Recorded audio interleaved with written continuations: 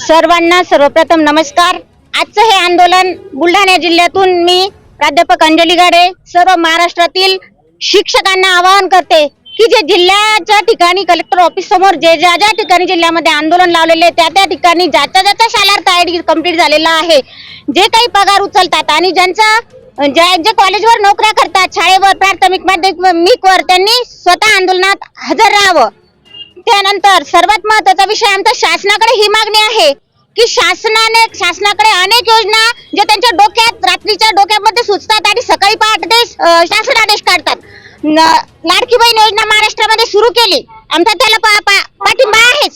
असंख्य लाडक्या बहिणींच्या खात्यामध्ये शासन 1,500 रुपये टाकणार आहेत, त्याबद्दल शासनाला खूप खूप आभार, शासनाचे धन्यवाद। पण आम्ही शासनाच्या या महाराष्ट्रातल्याच भगिनी आहोत की ज्या गेल्या 20 वर्षापासून रक्ताचं पाणी आटून आम्ही विना अनुदानित धोरणावर हजारो नव्हे तर करोडो मुला-मुलींना 20 वर्षामध्ये शिक्षण दिले आहे आणि ते 20 वर्षातील तरुण विद्यार्थी आज शासनाच्या वेगवेगळ्या स्तरावर शासनाचा प्रचंड मेहनतीचं काम ते करतायत।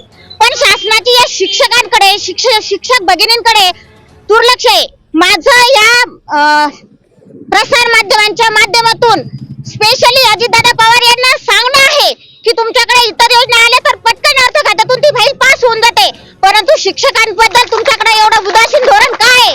शिक्षकांनी तुमचं असं काय घोडं मारलेलं आहे की तुम्ही प्रत्येक वेळेस शिक्षण खात्याची फाईल अर्थ खात्याकडे आल्यानंतर ती परतच जाते।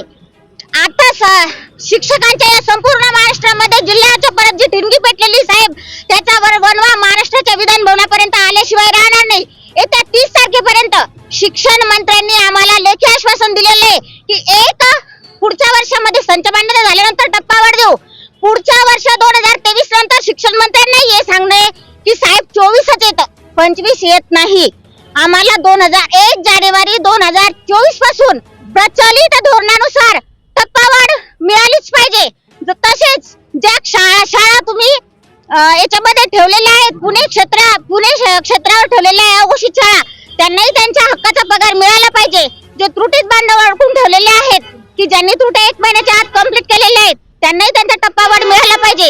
या सर्व आमच्या मागण्या तुम्ही मान्य कराव्यात। सरकारांचे बहुमताचं सरकार आहे आणि तुम्ही सर्वजण एकत्रित बसल्यानंतर 1 मिनिटामध्ये तुम्ही 45 करोडची लाडकी बहीण योजना पात्र करू शकता, तर आम्हाला 5,000 करोड पण तुम्ही देऊ शकता साहेब। फक्त विचार तुमच्या सकारात्मकतेचा आहे आणि तुमची जर सकारात्मकता असेल तर शिक्षक समन्वय संघ तुमच्या सोबत आहे। अन्यथा जसं काही आंदोलकांनी गावबंदी केली होती तशी शिक्षक सुद्धा तुमची कुठे नाकाबंदी करतील, हे मी माझ्या शिक्षक बांधवाच्या वतीने आता सांगू इच्छिते। आमच्या मागण्यांचा रास्त विचार व्हावा आणि आम्हाला आमच्या हक्काचा पगार आमच्या खात्यात द्यावा ही नम्र विनंती।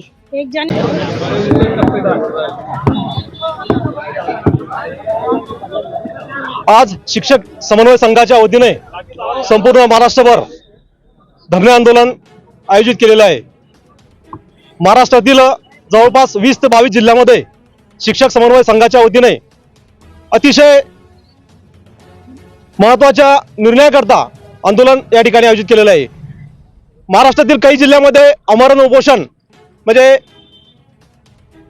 पाथरी या ठिकाणी स्मशानभूमीमध्ये आंदोलन या ठिकाणी आयोजित केलेलं आहे।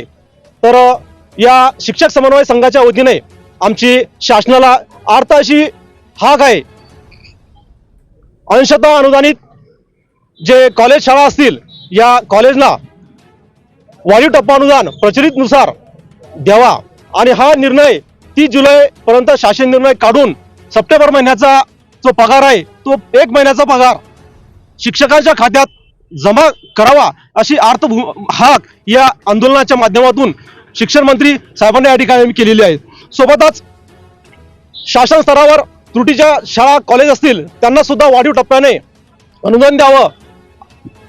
त्यानंतर पुणे क्षेत्रीय स्तरावर ज्या शाळा असतील, अघोषित शाळा असतील, त्यांना सुद्धा अनुदान मंजूर करावं अशी भूमिका या शिक्षक समन्वय संघाच्या वतीने घेतलेली आहे।